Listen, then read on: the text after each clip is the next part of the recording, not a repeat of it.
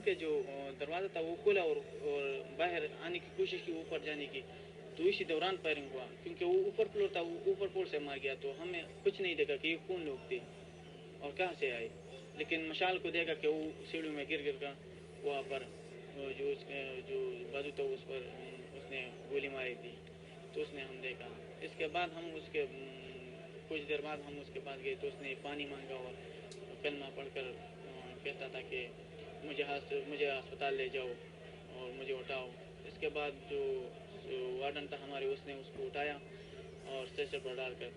तो इसी दौरान एक लड़का आ गया कि बहुत से हजूम आ रहे हैं और उसको मारने के लिए कोशिश कर रहे हैं, आप इसको बचा ले।